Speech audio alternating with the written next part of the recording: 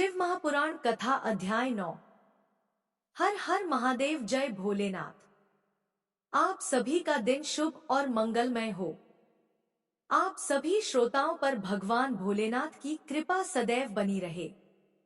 आज श्रावण मास का 9वां दिन है। कहते हैं इस महीने में हर दिन शिव महापुराण की कथा सुनने या पढ़ने मात्र से भोलेनाथ हमारी सभी मनोकामनाओं को पूर्ण कर देते हैं और सभी दुखों से छुटकारा भी मिल जाता है। इसलिए हर दिन शिव महापुराण की कथाओं को पढ़ना या सुनना अवश्य चाहिए, जिससे कि हम सभी पर भगवान भोलेनाथ की कृपा सदैव बनी रहे। अब सुनिए शिव महापुराण कथा में आगे का वृतांत। कमेंट बॉक्स में एक बार प्रेम से बोलिए हर हर महादेव। नारद जी ने पूछा, हे विधाता, देवी के अंतर्धान होने के बाद जब सभी देवता अपने अपने धाम को चले गए तब आगे क्या हुआ? हे भगवान, कृपा करके मुझे आगे की कथा भी सुनाइए।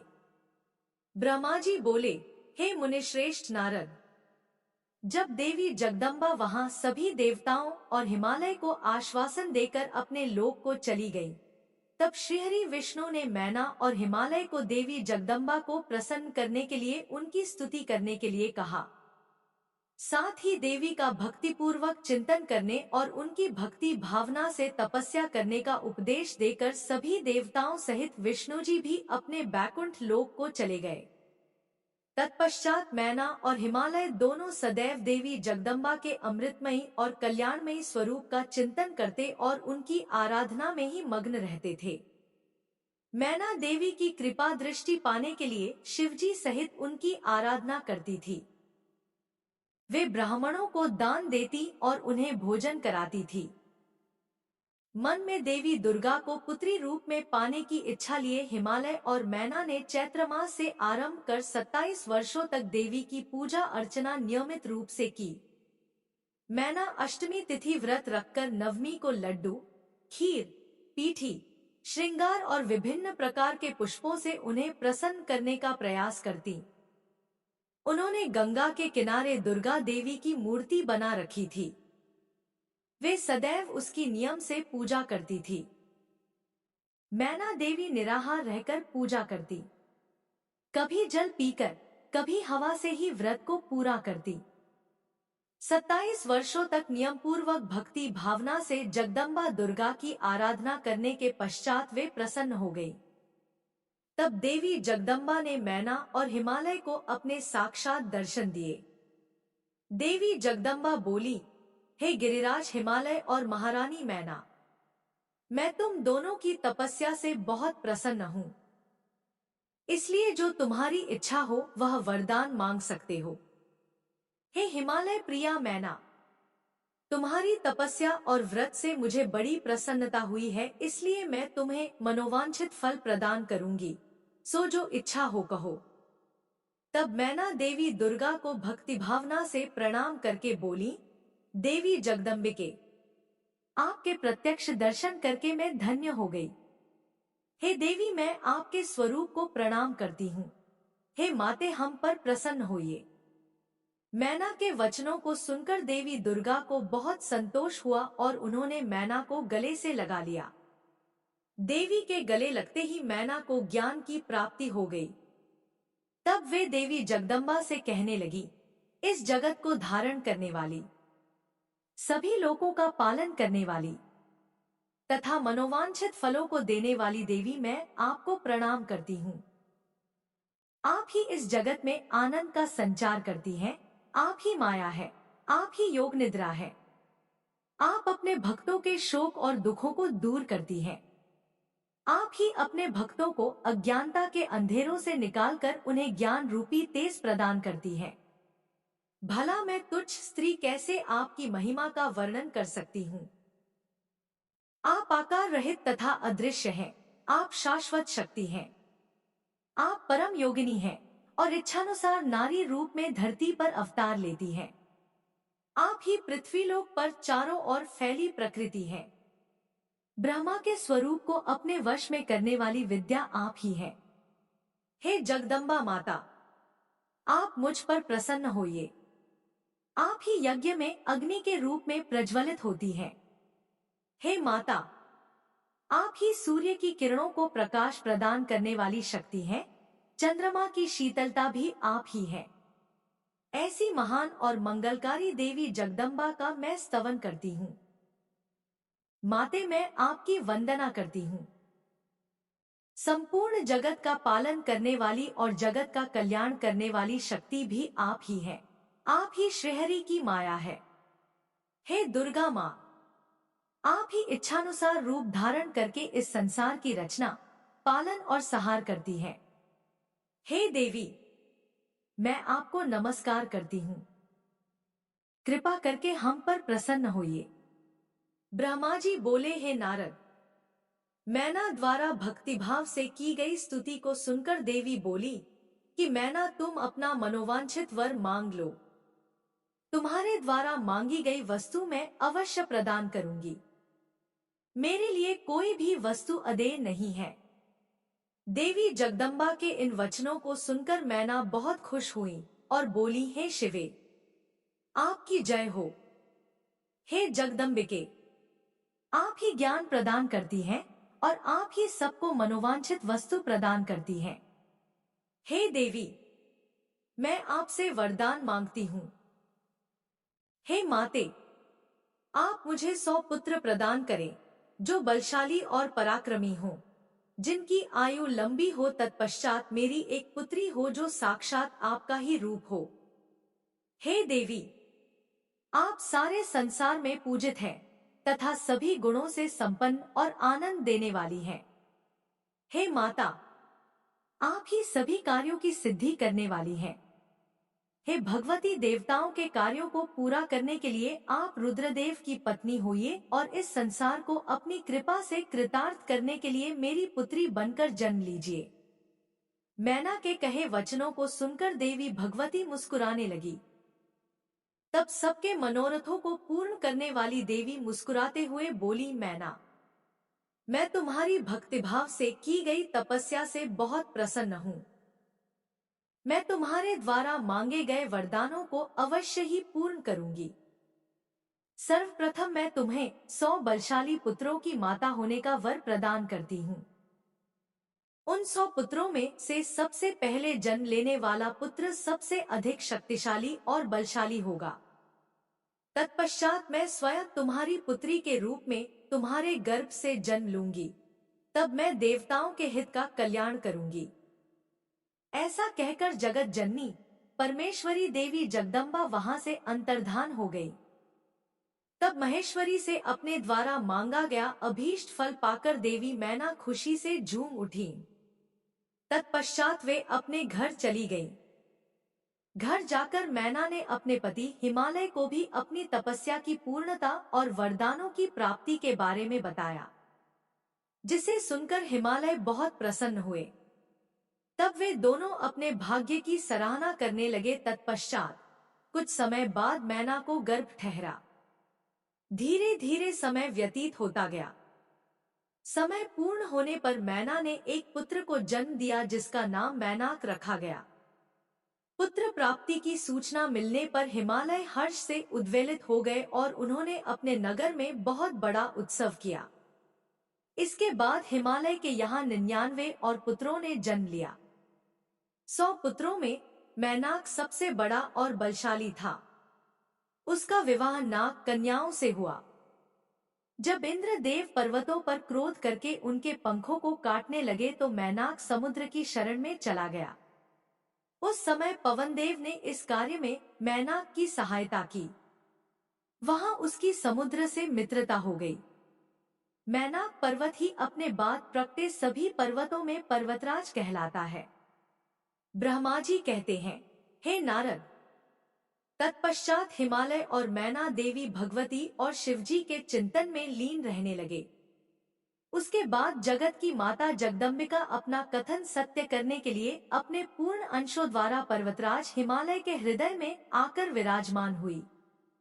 उस समय उनके शरीर में अद्भुत एवं सुंदर प्रभा उतर आई। वे तेज से प्रकाशित हो गए और आनंद हो देवी का ध्यान करने लगे। तब उत्तम समय में गिरिराज हिमालय ने अपनी प्रिया मैना के गर्भ में उस अंश को स्थापित कर दिया। मैना ने हिमालय के हृदय में विराजमान देवी के अंश से गर्भ धारण किया। देवी जगदम्बा के गर्भ में आने से मैना की शोभा व कांति निखर आई और वे तेज से संपन्न हो गई। तब उन्हें देखकर हिमालय बहुत प्रसन्न रहने लगे। जब देवताओं सहित श्रीहरि और मुझे इस बात का ज्ञान हुआ तो हमने देवी जगदम्बिका की बहुत स्तुति की और सभी अपने अपने धाम को चले गए। धीरे धीरे समय बीतता गया। 10 माह पूरे हो जाने के पश्चात देवी शिवा ने मैना के गर्भ से जन्म ले लिया।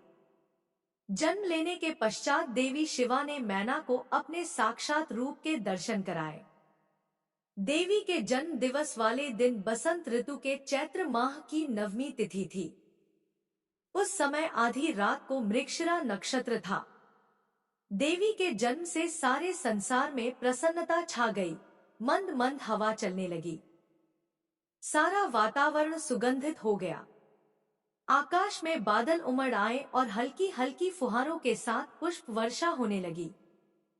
तब मां जगदम्बा के दर्शन हेतु विष्णु जी और मेरे सहित सभी देवी देवता गिरिराज हिमालय के घर पहुँचे। देवी के दर्शन कर सबने दिव्य रूपा महामाया मंगलमयी जगदम्बिका माता की स्तुति की। तत्पश्चात सभी देवता अपने अपने धाम को चले गए। स्वयं माता जगदम्बा को पुत्री रूप में पाकर हिमालय और मैना धन्य हो गए। वे अत्यंत आनंद का अनुभव करने लगे।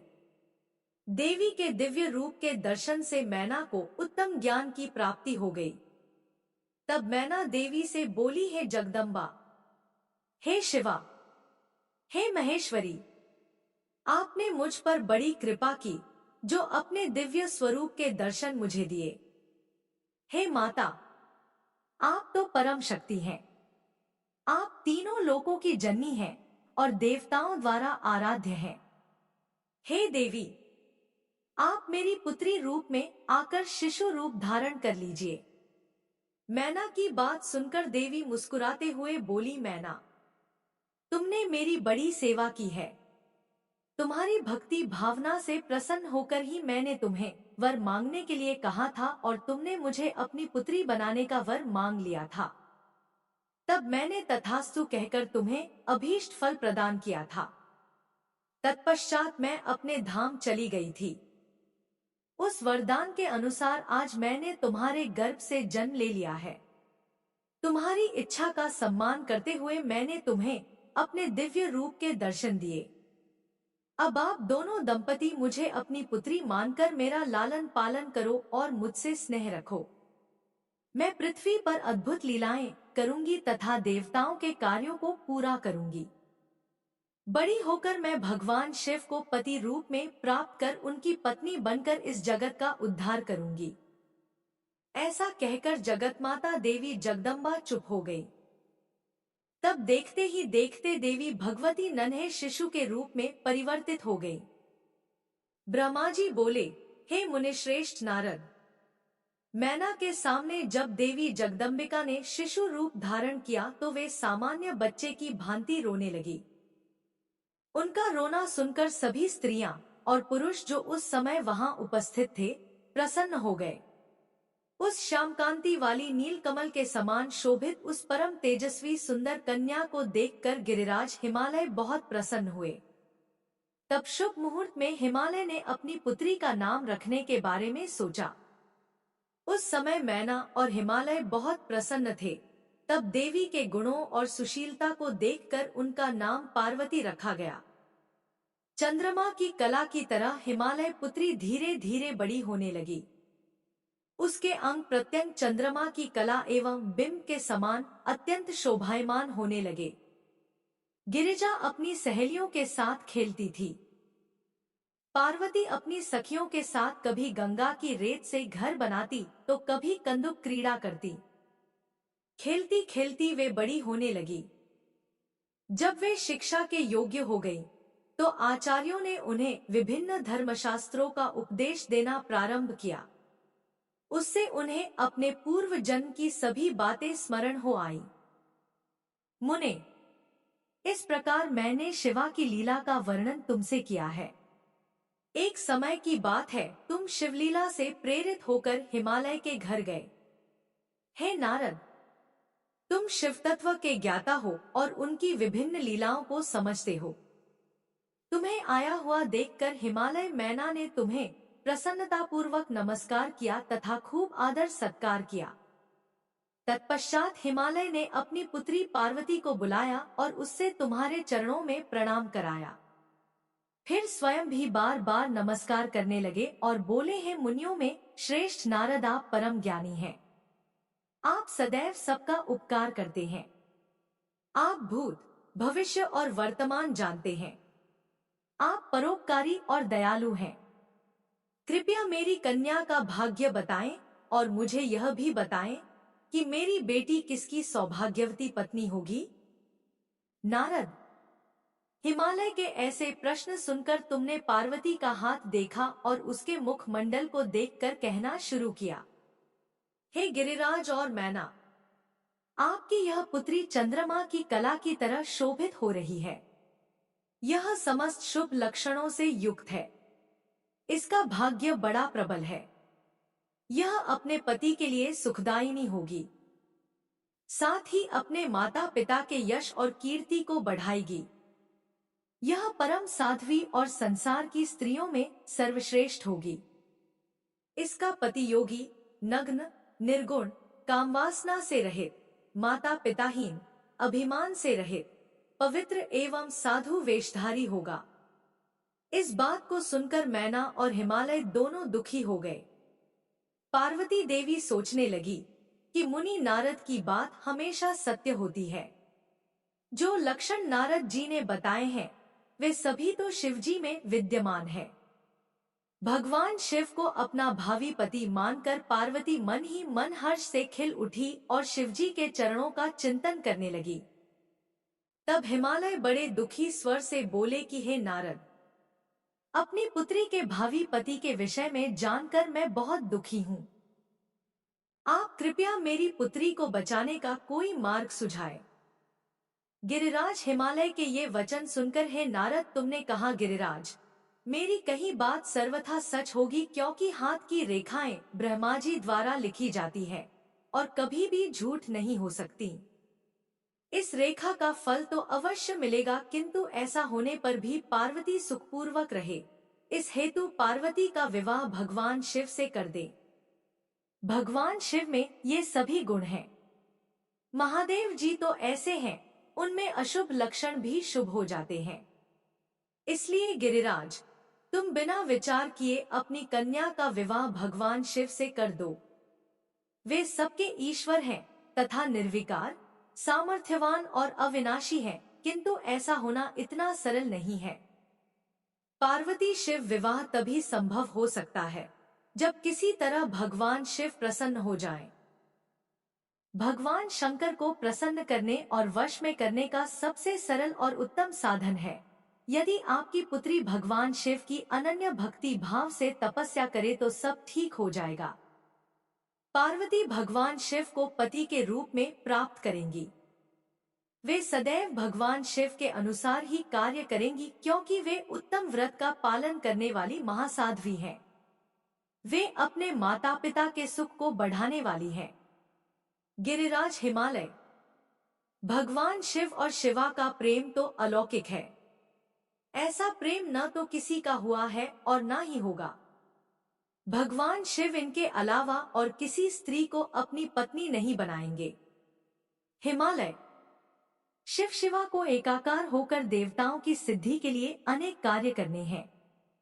आपकी पुत्री को पत्नी रूप में प्राप्त करके ही भगवान अर्धनारीश्वर होंगे। आपकी पुत्री पार्वती भगवान शिव की तपस्या से उन्हें संतुष्ट कर उनकी अर्धांगिनी बन जाएंगी। मुनि नारद, तुम्हारे इन वचनों को सुनकर हिमालय बोले, हैं मुनिश्रेष्ठ नारद, भगवान शिव सभी प्रकार की इच्छाओं का त्याग करके अपने मन को संयम में रखकर नित्य तपस्या करते हैं। उनका ध्यान सदैव परमब्रह्म में लगा रहता है। भला वे अपने मन को कैसे योग से हटाकर मोह माया के बंधनों में फंसने हेतु विवाह करेंगे। जो भगवान शिव अविनाशी, प्रकृति से परे, निर्गुण, निराकार और दीपक की लौ की तरह प्रकाशित है और सदैव परमब्रह्म के प्रकाशपुंज को तलाशते हैं, वे कैसे मेरी पुत्री से विवाह करने पर राजी होंगे? मेरी जानकारी के अनुसार भगवान शिव ने बहुत पहले अपनी पत्नी सती के सामने यह प्रतिज्ञा की थी कि वे उनके अलावा किसी और को पत्नी रूप में कभी भी स्वीकार नहीं करेंगे। अब जब सती ने अपने शरीर को त्याग दिया है, तो वे किसी और स्त्री को कैसे ग्रहण करेंगे? यह सुनकर आपने कहा, गिरिराज, आपको इसकी चिंता नहीं करनी चाहिए। तुम्हारी कन्या ही पूर्व जन्म में दक्ष की पुत्री सती थी और शिवजी की प्राणप्रिया थी। अपने पिता दक्ष द्वारा अपने पति का अनादर देखकर लज्जित होकर सती ने योगाग्नि में अपने को भस्म कर दिया था। अब वही देवी जगदम्बा, जो पहले सती के रूप में अवतरित हुई थी, अब पार्वती के रूप में तुम्हारी पुत्री बनी है। इसलिए तुम्हें पार्वती के विषय में चिंता करने की कोई आवश्यकता नहीं है। देवी पार्वती ही भगवान शिव की पत्नी होंगी। तुम्हारी बातें सुनकर गिरिराज हिमालय और उनकी पत्नी मैना व उनके पुत्रों को बहुत संतोष हुआ और उनके सभी संदेह और शंकाएं पूर्णतः दूर हो गए। पास ही बैठी पार्वती ने भी अपने पूर्व जन्म की कथा के विषय में सुना। भगवान शिव को अपना पति जानकर देवी पार्वती लज्जा से सिर झुकाकर बैठ गई। मैना और हिमालय ने उनके सिर पर हाथ फेरकर उन्हें अनेक आशीर्वाद दिए।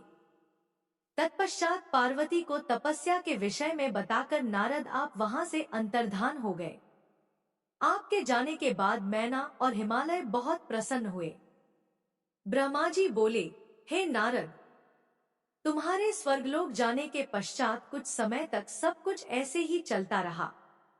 एक दिन मैना अपने पति हिमालय के पास गई और उन्हें प्रणाम कर उनसे कहने लगी, हे प्राणनाथ, उस दिन जब देवर्षि नारद हमारे यहाँ पधारे थे और पार्वती का हाथ देखकर उसके विषय में अनेक बातें बता गए थे, तब मैंने उनकी बातों पर ध्यान दिया था। अब पार्वती बड़ी हो रही है। मेरी आपसे विनम्र प्रार्थना है कि आप उसके विवाह के लिए सुयोग्य व सुंदर वर की खोज शुरू कर दें, जिसके साथ हमारी पुत्री पार्वती सुख से अपना जीवन व्यतीत कर सके। वह शुभ लक्षणों वाला तथा कुलीन होना चाहिए, क्योंकि मुझे अपनी पुत्री अपने प्राणों से भी अधिक प्यारी है। मैं सिर्फ पुत्री का सुख चाहती हूँ। यह कहकर मैना की आंखों में आंसू आ गए और वे अपने पति के चरणों में गिर पड़ी। तत्पश्चात हिमालय ने पत्नी मैना को प्रेम पूर्वक उठाया और उन्हें समझाने लगे। वे बोले, हे देवी, तुम व्यर्थ की चिंता त्याग दो। मुनि नारद की बात कभी झूठ नहीं हो सकती। यदि तुम पार्वती को सुखी देखना चाहती हो तो उसे भगवान शिव की तपस्या के लिए प्रेरित करो। यदि शिवजी प्रसन्न हो गए तो वे स्वयं ही पार्वती का पानी ग्रहण कर लेंगे, तब सब कुछ शुभ ही होगा। सभी अनिष्ट और अशुभ लक्षणों का नाश होगा। भगवान शंकर सदा मंगलकारी हैं। इसलिए तुम पार्वती को शिवजी की कृपा दृष्टि प्राप्त करने के लिए तपस्या करने की शिक्षा दो। हिमालय की बात सुनकर मैना प्रसन्नतापूर्वक अपनी पुत्री पार्वती को तपस्या के लिए कहने उनके पास चली गई। ब्रह्मा जी बोले, हे मुनिश्रेष्ठ नारद, जब मैना पार्वती के पास पहुंची तो उन्हें देखकर सोचने लगी कि मेरी पुत्री तो कोमल और नाजुक है। यह सदैव राजसी ठाट बाट में रही है। दुख और कष्टों को सहना तो दूर की बात है, इनके बारे में भी यह सर्वथा अनजान है। पार्वती को मैंने बड़े ही लाड और प्यार से पाला है, तब कैसे मैं अपनी प्रिय पुत्री को कठोर तपस्या करने के लिए प्रेरित कर सकती हूँ? यही सब सोचकर मैना अपनी पुत्री से तपस्या के लिए कुछ नहीं बोल सकी। तब अपनी माता के चिंतित चेहरे को देखकर साक्षात जगदम्बा का अवतार धारण करने वाली देवी पार्वती यह जान गई कि उनकी माताजी क्या कहना चाहती हैं। तब सब कुछ जानने वाली देवी भगवती का साक्षात स्वरूप पार्वती बोली, हे माता, आप यहाँ कब आई? आइए बैठिए। माता, पिछली रात्रि के ब्रह्म मुहूर्त में मैंने एक स्वप्न देखा है। उसके विषय में मैं आपको बताती हूँ। मेरे सपने में एक दयालु और तपस्वी ब्राह्मण आए। जब मैंने उन्हें हाथ जोड़कर नमस्कार किया तो वे मुस्कुराते हुए बोले कि तुम अवश्य ही भगवान शिव शंकर की प्राणवल्लभा बनोगी। इसलिए उन्हें प्रसन्न करने के लिए उनकी प्रेम पूर्वक तपस्या करो। यह सुनकर मैना ने अपनी पुत्री के सिर पर प्रेम से हाथ फेरा और अपने पति हिमालय को वहां बुलाया। हिमालय के आने पर मैना ने पार्वती के सपने के बारे में उनको बताया। तब उनके मुख से पुत्री के सपने के विषय में जानकर हिमालय बहुत प्रसन्न हुए।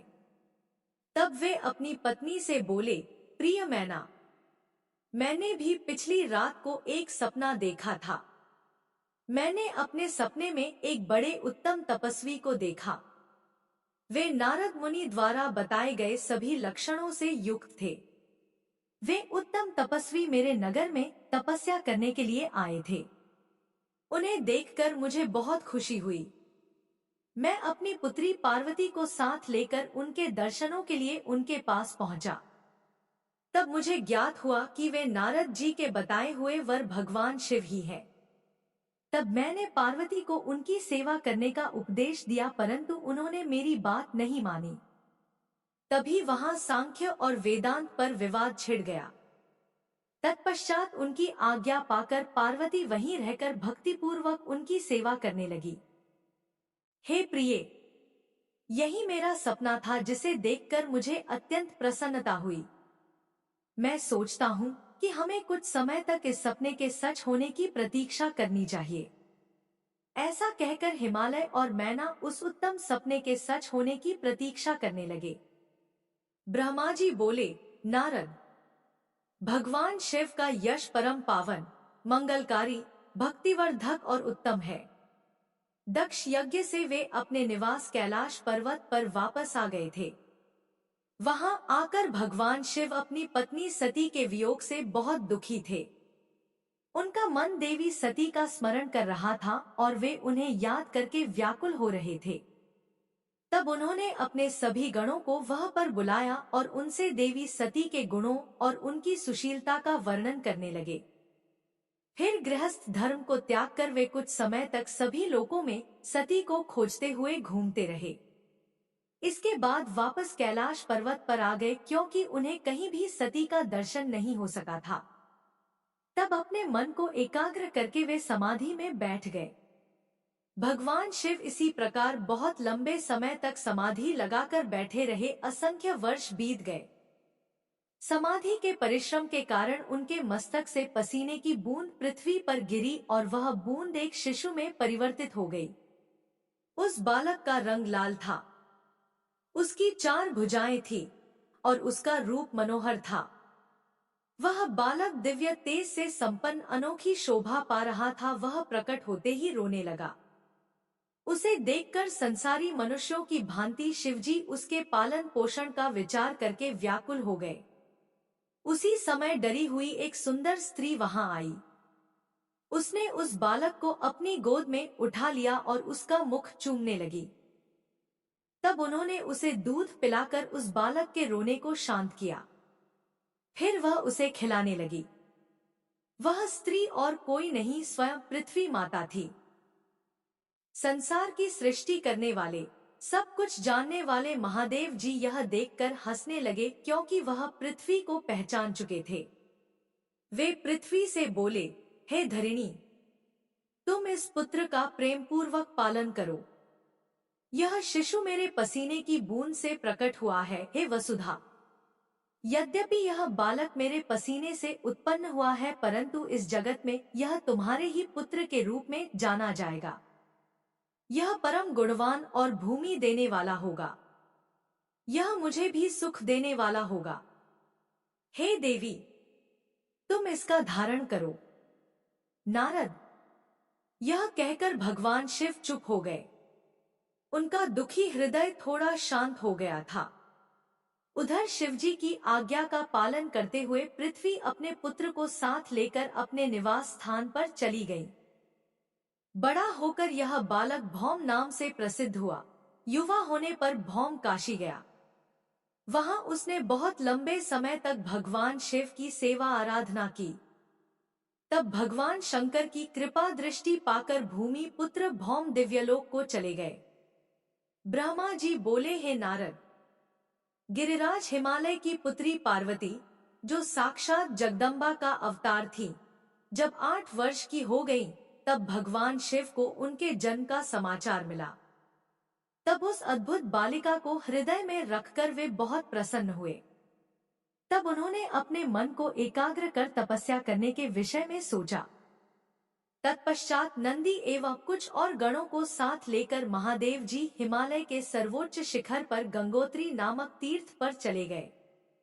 इसी स्थान पर पतित पावनी गंगा ब्रह्मलोक से गिर रही है। भगवान शिव ने उसी स्थान को तपस्या करने के लिए चुना। शिवजी अपने मन को एकाग्रचित्त कर आत्मभूत, ज्ञानमय, नित्य ज्योतिर्मय चिदानंद स्वरूप परम ब्रह्मा परमात्मा का चिंतन करने लगे। अपने स्वामी को ध्यान में मग्न पाकर नंदी एवं अन्य शिवगण भी समाधि लगाकर बैठ गए। कुछ गण शिवजी की सेवा करते तथा कुछ उस स्थान की सुरक्षा हेतु कार्य करते। जब गिरिराज हिमालय को शिवजी के आगमन का यह शुभ समाचार प्राप्त हुआ, तब वे प्रेम पूर्वक मन में आदर का भाव लिए अपने सेवकों सहित उस स्थान पर आए जहां वे तपस्या कर रहे थे। हिमालय ने दोनों हाथ जोड़कर रुद्रदेव को प्रणाम किया। तत्पश्चात उनकी भक्तिभाव से पूजा आराधना करने लगे। हाथ जोड़कर हिमालय बोले, भगवान, आप यहाँ पधारे, यह मेरा सौभाग्य है। प्रभु, आप भक्तवत्सल हैं। आज आपके साक्षात दर्शन पाकर मेरा जन्म सफल हो गया है। आप मुझे अपना सेवक समझें और मुझे अपनी सेवा करने की आज्ञा प्रदान करें। हे प्रभु, आपकी सेवा करके मेरा मन अत्यधिक आनंद का अनुभव करेगा। गिरिराज हिमालय के वचन सुनकर महादेव जी ने अपनी आंखें खोली और वहां हिमालय और उनके सेवकों को खड़े देखा। उन्हें देखकर महादेव जी मुस्कुराते हुए बोले, हे गिरिराज, मैं तुम्हारे शिखर पर एकांत में तपस्या करने के लिए आया हूँ। हिमालय तुम तपस्या के धाम हो।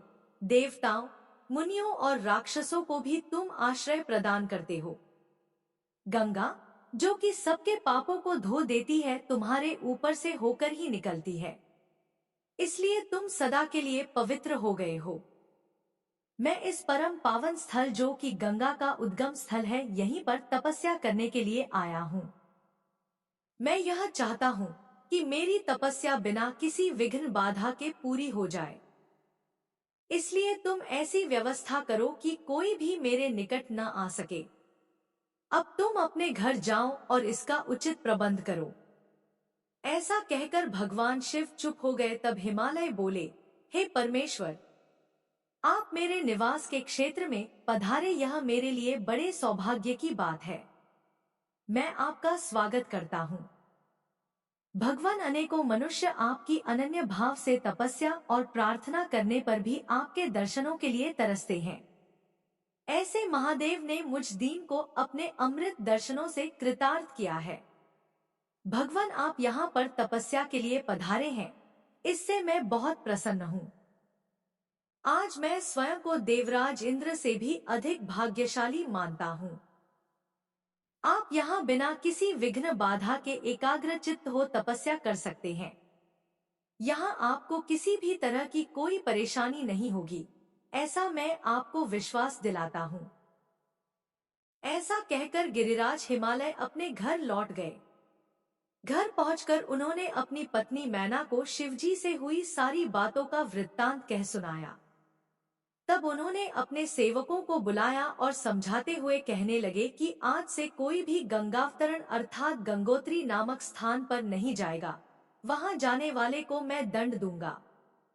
इस प्रकार हिमालय ने अपने गणों को शिवजी की तपस्या के स्थान पर न जाने का आदेश दे दिया। ब्रह्मा जी बोले, हे मुनि नारद, तत्पश्चात हिमालय अपनी पुत्री पार्वती को साथ लेकर शिवजी के पास गए। वहां जाकर उन्होंने योग साधना में डूबे त्रिलोकीनाथ भगवान शिव को दोनों हाथ जोड़कर नमस्कार किया तथा इस प्रकार प्रार्थना कहने लगे, भगवान, मेरी पुत्री पार्वती आपकी सेवा करने की बहुत उत्सुक है, इसलिए आपकी आराधना करने के लिए मैं इसे अपने साथ यहाँ लाया हूँ। हे प्रभु, यह अपनी 2 सखियों के साथ आपकी सेवा में रहेगी। आप मुझ पर कृपा करके इसे अपनी सेवा का अवसर प्रदान करिए। तब भगवान शिव ने उस परम सुंदरी हिमालय कन्या पार्वती को देखकर अपनी आंखें बंद कर ली और पुनः परमब्रह्म के स्वरूप का ध्यान करने में निमग्न हो गए। उस समय सर्वेश्वर एवं सर्वव्यापी शिवजी तपस्या करने लगे। यह देखकर हिमालय इस सोच में डूब गए कि भगवान शंकर उनकी तपस्या स्वीकार करेंगे या नहीं। तब एक बार पुनः हिमालय ने दोनों हाथ जोड़कर शिवजी के चरणों में प्रणाम किया और बोले, हे देवाधिदेव महादेव, हे भोलेनाथ, मैं दोनों हाथ जोड़े आपकी शरण में आया हूँ। कृपया आंखें खोलकर मेरी ओर देखिए। भगवान, आप सभी विपत्तियों को दूर करते हैं। हे भक्त वत्सल, मैं रोज अपनी पुत्री के साथ आपके दर्शनों के लिए यहाँ आऊंगा, कृपया मुझे आज्ञा प्रदान कीजिए। हिमालय के वचनों को सुनकर त्रिलोकीनाथ भगवान शिव ने अपने नेत्र खोल दिए और बोले, हे गिरिराज हिमालय, आप अपनी कन्या को घर पर ही छोड़कर मेरे दर्शनों को आ सकते हैं, नहीं तो आपको मेरा भी दर्शन नहीं होगा। महेश्वर की ऐसी बात सुनकर हिमालय ने अपना मस्तक झुका दिया और शिवजी से बोले, हे प्रभु, कृपया यह बताइए कि मैं अपनी पुत्री के साथ आपके दर्शनों के लिए क्यों नहीं आ सकता? क्या मेरी पुत्री आपकी सेवा के योग्य नहीं है? फिर इसे न लेकर आने का कारण मुझे समझ में नहीं आता। हिमालय की बात सुनकर शिवजी हंसने लगे और बोले, हे गिरिराज, आपकी पुत्री सुंदर, चंद्रमुखी और अनेक शुभ लक्षणों से संपन्न है, इसलिए आपको इसे मेरे पास नहीं लाना चाहिए, क्योंकि विद्वानों ने नारी को माया रूपिणी कहा है। युवतियां ही तपस्वियों की तपस्या में विघ्न डालती हैं। मैं योगी हूँ, सदैव तपस्या में लीन रहता हूँ और माया मोह से दूर रहता हूँ, इसलिए मुझे स्त्री से दूर ही रहना चाहिए। हे हिमालय, आप धर्म के ज्ञानी और वेदों की रीतियां जानते हैं। स्त्री की निकटता से मन में विषय वासना उत्पन्न हो जाती है और वैराग्य नष्ट हो जाता है, जिससे तपस्वी और योगी का ध्यान नष्ट हो जाता है। इसलिए तपस्वी को स्त्रियों का साथ नहीं करना चाहिए। इस प्रकार कहकर भगवान शिव चुप हो गए। हिमालय शिवजी के ऐसे वचनों को सुनकर चकित और व्याकुल हो गए। उन्हें चुप देखकर पार्वती देवी असमंजस में पड़ गई। भगवान शंकर के वचन सुनकर पार्वती जी बोली, योगीराज, आपने जो कुछ भी मेरे पिताश्री गिरिराज हिमालय से कहा उसका उत्तर मैं देती हूँ। हे अंतर्यामी, आपने महान तप करने का निश्चय किया है। ऐसा करने का निश्चय आपने शक्ति के कारण ही लिया है। सभी कर्मों को करने की यह शक्ति ही प्रकृति है। प्रकृति ही सबकी सृष्टि, पालन और संहार करती है। प्रभु, आप थोड़ा विचार करें कि प्रकृति क्या है और आप कौन हैं? यदि प्रकृति न हो तो शरीर तथा स्वरूप किस प्रकार हो? आप सदा प्राणियों के लिए वंदनीय और चिंतनीय हैं। यह सब प्रकृति के ही कारण है। पार्वती जी के वचनों को सुनकर उत्तम लीला करने वाले भगवान शिव हंसते हुए बोले, मैं अपने कठोर तप द्वारा प्रकृति का नाश कर चुका हूँ। अब मैं तत्व रूप में स्थित हूँ। साधु पुरुषों को प्रकृति का संग्रह नहीं करना चाहिए। भगवान शिव के इस प्रकार के वचनों को सुनकर पार्वती हंसती हुई बोली, हे करुणा निधान, कल्याणकारी योगीराज, आपने जो कहा क्या वह प्रकृति नहीं है? तो फिर आप उससे अलग कैसे हो सकते हैं? बोलना या कुछ भी करना अर्थात हमारे द्वारा किया गया हर क्रियाकलाप ही प्रकृति है। हम सदा ही प्रकृति के ही वश में हैं। यदि आप प्रकृति से अलग हैं, तो ना आपको बोलना चाहिए और ना ही कुछ और करना चाहिए, क्योंकि ये कार्य तो प्रकृति के हैं, अर्थात प्राकृत हैं। भगवान, आप हंसते, सुनते, खाते, देखते और करते हैं, वह सब भी तो प्रकृति का ही कार्य है। इसलिए व्यर्थ के वाद विवाद से कोई लाभ नहीं है। यदि आप वाकई प्रकृति से अलग हैं, तो इस समय यहाँ तपस्या क्यों कर रहे हैं? सच तो यह है कि आप प्रकृति के वश में हैं और इस समय अपने स्वरूप को खोजने के लिए ही तपस्या में लीन रहना चाहते हैं।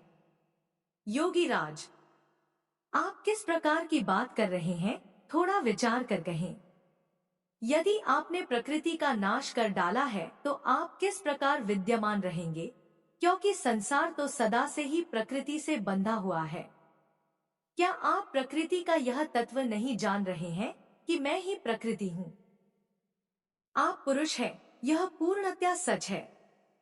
मेरे ही कारण आप सगुण और साकार माने जाते हैं। भगवान, आप जितेंद्रिय होने पर भी प्रकृति के अनुसार ही कर्म करते हैं। हे महादेव, यदि आप यही मानते हैं कि आप प्रकृति से अलग हैं, तो आपको मेरी किसी भी सेवा से और किसी भी प्रकार से डरना नहीं चाहिए। पार्वती के मुख से निकले सांख्य शास्त्र में डूबे हुए वचन सुनकर भगवान शिव निरुत्तर हो गए। तब उन्होंने पार्वती जी को अपने दर्शन और सेवा करने की आज्ञा प्रसन्नतापूर्वक प्रदान कर दी। तत्पश्चात भगवान शिव पर्वतराज हिमालय से बोले, हे गिरिराज हिमालय, मैं तुम्हारे इस शिखर पर तपस्या करना चाहता हूँ, कृपया मुझे इसकी आज्ञा प्रदान करें। देवाधिदेव भगवान शिव के इस प्रकार के वचनों को सुनकर गिरिराज हिमालय दोनों हाथ जोड़कर बोले, हे महादेव, यह पूरा संसार आपका ही है। सभी देवता, असुर और मनुष्य सदैव आपका ही पूजन और चिंतन करते हैं।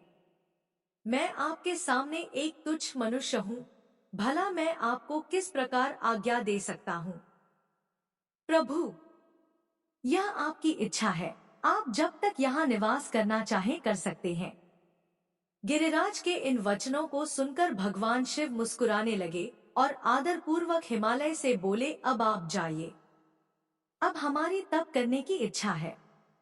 तुम्हारी कन्या नित्य आकर मेरे दर्शन कर सकती है और मेरी सेवा करने की भी मैं उसे आज्ञा देता हूँ। लोक कल्याणकारी भगवान शिव के इन उत्तम वचनों को सुनकर हिमालय और पार्वती जी बहुत प्रसन्न हुए। उन्होंने त्रिलोकीनाथ भगवान शिव को नमस्कार किया और अपने घर लौट गए। उसी दिन से पार्वती जी प्रतिदिन भगवान शिव के दर्शनों के लिए वहां आती। उस समय उनके साथ उनकी दो सखियां भी वहां जाती और भक्तिपूर्वक शिवजी की सेवा करती। वे महादेव के चरणों को धोकर उस चरणामृत को पीती थी। तत्पश्चात उनके चरणों को पोंछती। फिर उनका षोडशोपचार अर्थात 16 उपचारों से विधिवत पूजन करने के पश्चात अपने घर वापस लौट आती। इस प्रकार प्रतिदिन शिवजी का पूजन करते हुए बहुत समय व्यतीत हो गया। कभी कभी पार्वती जी अपनी सखियों के साथ वहां भक्तिपूर्वक उनके भजनों को भी गाती थी। एक दिन सदाशिव ने पार्वती जी को इस प्रकार अपनी सेवा में तत्पर देखकर विचार किया कि जब इनके हृदय में उपजे अभिमान के बीज के अंकुर का नाश हो जाएगा, तभी मैं इनका पानी ग्रहण करूंगा। ऐसा सोचकर लीलाधारी भगवान शिव पुनः ध्यान में मग्न हो गए। तब उनका मन चिंता मुक्त हो गया। तब देवी पार्वती भगवान शिव के रूप का चिंतन करती हुई भक्तिभाव से उनकी सेवा करती रहती। भगवान शंकर भी शुद्ध भाव से पार्वती को प्रतिदिन दर्शन देते थे। इसी बीच इंद्र और अन्य देवता व मुनि ब्रह्मा जी के पास पहुँचे। ब्रह्मा जी की आज्ञा से कामदेव हिमालय पर्वत पर गए। सभी देवताओं के कार्य की सिद्धि हेतु काम की प्रेरणा से वे पार्वती और शिव का संयोग कराना चाहते थे। इसका कारण यह था कि महापराक्रमी तारकासुर ने ऋषि मुनियों और देवताओं की नाक में दम कर रखा था। उसका वध करने के लिए उन्हें भगवान शिव जैसे महापराक्रमी और बलवान पुत्र की आवश्यकता थी। कामदेव ने हिमालय के शिखर पर पहुंचकर अनेक यत्न किए, परंतु भगवान शिव काम की माया से मोहित न हो सके। उन्होंने क्रोध से कामदेव को भस्म कर दिया। अब शक्ति में ही सामर्थ्य थी कि शिव को मोहित कर वे देवताओं की इच्छा को साकार करती। इसीलिए काम के अनंग होने के बाद जन कल्याण के लिए तथा अपने व्रत को पूरा करने के लिए पार्वती ने मन ही मन शिवजी को पति रूप में पाने का दृढ़ निश्चय कर लिया। कठोर तपस्या करके देवी पार्वती ने शिवजी के हृदय को जीत लिया। तब वे दोनों अत्यंत प्रेम से प्रसन्नता पूर्वक रहने लगे और उन्होंने देवताओं के महान कार्य को सिद्ध किया।